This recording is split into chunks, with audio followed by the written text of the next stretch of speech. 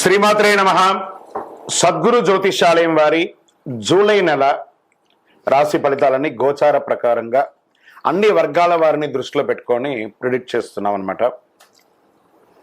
ప్రతి ఒక్కరికి ఒక క్యూరియాసిటీ, ఈ నెల నాకు ఎలా ఉంటుంది, నేను ఆర్థికంగా బాగుంటానా, సామాజికంగా బాగుంటానా, నా వ్యాపారం బాగుంటుందా, నా ఉద్యోగం బాగుంటుందా, నాకు వివాహం జరుగుతుందా, నాకు ఉద్యోగం వస్తుందా, ఉద్యోగంలో ప్రమోషన్ వస్తుందా, విదేశాలకు వెళ్తానా, ఆరోగ్యం బాగుంటుందా. తప్పకుండా ఇవన్నీ తెలుసుకోవాల్సిన విషయం. నిజంగా ఆ గ్రహం మార్పిడి వల్ల మీరు అడిగిన ప్రశ్నలు అన్నిటికీ కూడాను ఆన్సర్ వస్తుంది. ఈ గోచార గ్రహస్థితి ద్వారా చెప్పేది మీ యొక్క వ్యక్తిగత జాతకానికి ఒక 40% మాత్రమే వర్తిస్తుంది.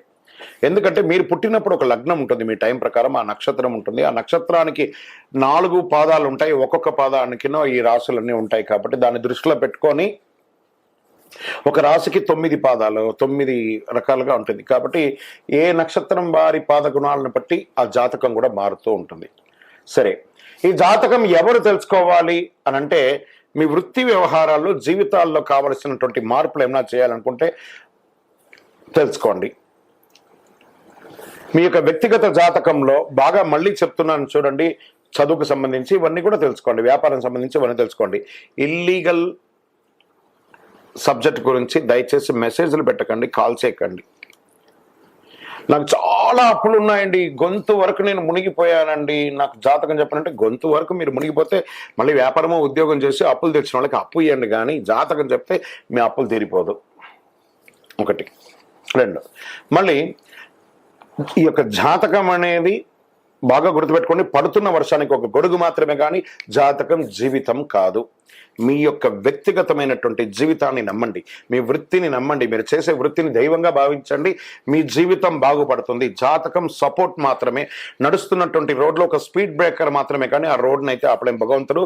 మీరు జననమైనప్పుడు మరణం వరకు రాసేశారు మీ యొక్క జీవితాన్ని, ఒక గొడుగులాగా దీన్ని ఉపయోగించుకోండి. రైట్, ఈ యొక్క 12 రాశులు 12 రాశులకి ఈ యొక్క జూలై నెల ఎలా ఉంటుందని మనం తెలుసుకోబోతున్నాం. జ్యోతిషాస్త్రరీత్యా 12 రాశుల్లో 4వ రాశి అయినటువంటి కర్కాటక రాశి మిత్రులారా, మీరు పునర్వసు నక్షత్రం 4వ పాదం, పుష్యమీ నక్షత్రం 1, 2, 3, 4 పాదములు, ఆశ్లేష నక్షత్రం 1, 2, 3, 4 పాదాలకి జన్మించిన మీరు కర్కాటక రాశి వారిగా పరిగణించబడుతున్నారు. ఈ యొక్క జూలై నెల మీకు 2024 శుభాశుభ ఫలితాలు ఎలా ఉన్నాయంటే, అష్టమ శని ఎలాగూ ఉంది, కర్కాటక రాశి శ్రేయస్సుగా ఉంటారు, అనుకూలంగా కూడా ఉంటుంది. ఎందుకంటే శని భగవానుడి ఇబ్బంది ఉన్నా కూడా గురు భగవానుడు చాలా యోగిస్తున్నాడు. 8వ ఇంట్లో శని మరియు ఈ నెల మొదటి అర్ధ భాగంలో 12వ ఇంట్లో సూర్యుడు మరియు శుక్రుడు ఉండడం, కుజుడు తన యొక్క సొంత 10వ ఇంట్లో ఉండడం, బృహస్పతి గ్రహం 11వ ఇంట్లో ఉంటూ 5వ ఇంటిని చూడడం, శుక్రుడి నెల ప్రారంభంలో 12వ ఇంట్లో ఉంటాడు, జూలై 7న మీ జన్మరాశి అయినటువంటి ఇంటికి మారుతాడు. నెల ప్రారంభంలో శుక్రుడు మరియు సూర్యుడు కలిసి 12వ ఇంట్లో ఉండడం, ఇది కొంచెం శని తిరోగమన శని అని కూడా చెప్పచ్చు. మీకు వైరాగ్యాన్ని పెంచే ఒక సమయం అని కూడా చెప్పచ్చు. ఉద్యోగంలో కష్టపడి పనిచేస్తారు, టీం లీడర్గా బృందాన్ని నడిపిస్తారు. మీ పనిని చూసి, స్ఫూర్తిని చూసి మీ కార్యాలయం అంతా ఆ ఆధిపత్యం మొత్తం మీకు అందించే అవకాశాలు ఉన్నాయి. కార్యాలయాల్లో సహోద్యోగుల ప్రభావం పెరుగుతుంది, పనిలో సహకారం చాలా ఉంటుంది, పదోన్నతి ఉంటుంది, జీతాలు పెరగడము ప్రయోజనాలు ఉంటాయి, మీరు కోరుకున్న చోటుకు ట్రాన్స్ఫర్ అవ్వడం ఉంటుంది, విదేశాలకి వెళ్ళే అవకాశాలు కూడా ఉద్యోగరీతిగా ఉన్నాయి. ఇది ప్రైవేట్ రంగం, ప్రభుత్వ రంగం ఇద్దరిని ఉద్దేశించే చెప్పడం జరుగుతుందండి. వ్యాపారంలో మీరు ఆశించిన లాభాలు పొందుతారు, పాత మిగిలిన వస్తువులన్నీ కూడా త్వరగా అమ్ముడుపోతాయి, మంచి అవకాశాలు వస్తాయి, కొత్త అవకాశాలు కూడా వస్తున్నాయి. మీకు శత్రువులుగా ఉన్న వాళ్ళ దగ్గర నుంచి సమస్యలు తొలగిపోతాయి, కొత్త వ్యాపారాలు విజయవంతం అవుతాయి, ఎక్స్పాన్షన్ ఆఫ్ యువర్ బిజినెస్ మీకు చాలా మంచి అవకాశం అని కూడా చెప్పచ్చు. మీ వ్యాపారాన్ని విస్తరించవచ్చు, విదేశాల్లో కూడా ఫ్రాంచైజ్ మోడల్ కూడా చేయొచ్చు. మాసం చివరి భాగంలో కాస్త రుణభారం పెరిగే అవకాశాలు వ్యాపారస్తులకు ఉన్నాయి. బంధువులు స్నేహితులతో ఎంతో సహకరిస్తారు, సంతానం లేని వారికి సంతానం కలుగుతుంది.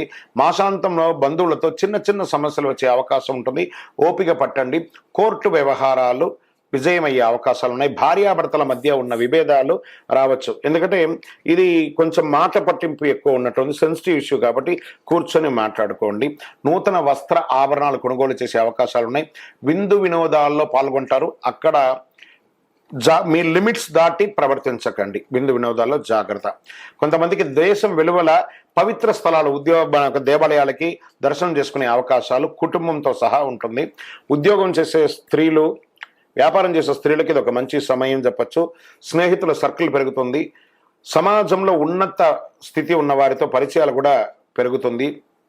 చదువుపై పూర్తిగా దృష్టి పెట్టండి విద్యార్థులారా, మీకు మంచి అవకాశాలు ఉన్నాయి. షేర్ మార్కెట్ బాగా ఉంది అని కూడా చెప్పచ్చు. మాస ద్వితీయంలో జాగ్రత్త. వ్యవసాయదారులకి అద్భుతంగా ఉంది అని చెప్పచ్చు. ఐటీ రంగం వారికి ఇది ఒక మంచి సమయం కూడా చెప్పచ్చు. మీడియా రంగం వారికి కూడా ఇది చాలా బాగుంది. వివాహం కాని వారికి గెట్ రెడీ. కార్తీక మాసంలో మీకు వివాహ యోగం అద్భుతంగా వచ్చే అవకాశాలు ఉన్నాయి. ఈ నెల మీ ఆరోగ్యాన్ని మాత్రం చక్కగా చూసుకోవాలండి. ఆరోగ్యమే మహాభాగ్యం. కోల్పోతే ఆ సంపద అనేది, ఆరోగ్యం అనేది ఒక సంపద, ఆ సంపదను కోల్పోకండి. మీకు ఈ నెల అనుకూలం కలిగించే రోజులు 2వ తారీఖున 12వ తారీఖున చాలా కలిసి వస్తుంది. అదృష్టమైనటువంటి ఇదేమంటే మీ యొక్క చంద్రాష్టమం అని చెప్పచ్చు. ఈ చంద్రాష్టమం జూలై 23/7/2024 9:20 నుండి 25/7/2024 10:48 వరకు ఉంటుంది. కాబట్టి చాలా జాగ్రత్తగా ఉండండి ఈ 2.5 రోజులు. మీ యొక్క అదృష్టం కలిగించే సంఖ్య 1 మరియు 9 అని చెప్పచ్చు. పూజించవలసినటువంటి దేవతలు అంటే దుర్గామాత, దుర్గా సప్తసతి, చండీ సప్తసతి పారాయణం చేయండి. మంగళవారాల్లో, శుక్రవారాల్లో అవకాశం ఉంటే చండీ హోమం చేయండి. హనుమాన్ చాలీసా పారాయణం చేయండి. దేవి ఖడ్గమాల స్తోత్రం కూడా పారాయణం చేయండి. మీకు అనుకూలం కలుగుతుంది.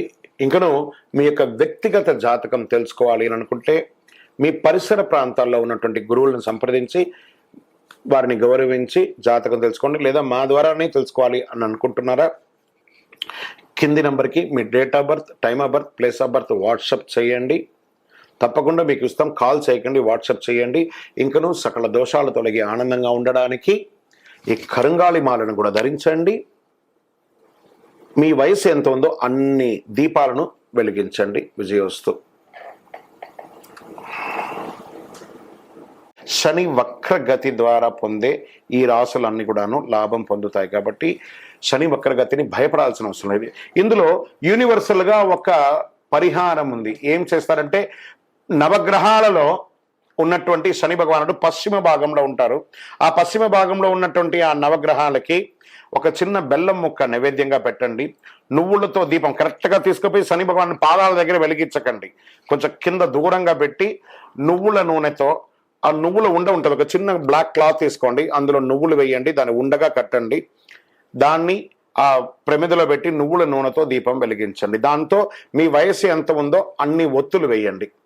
అన్ని ఒత్తులు వేసి మీ యొక్క దీపం వెలిగించండి.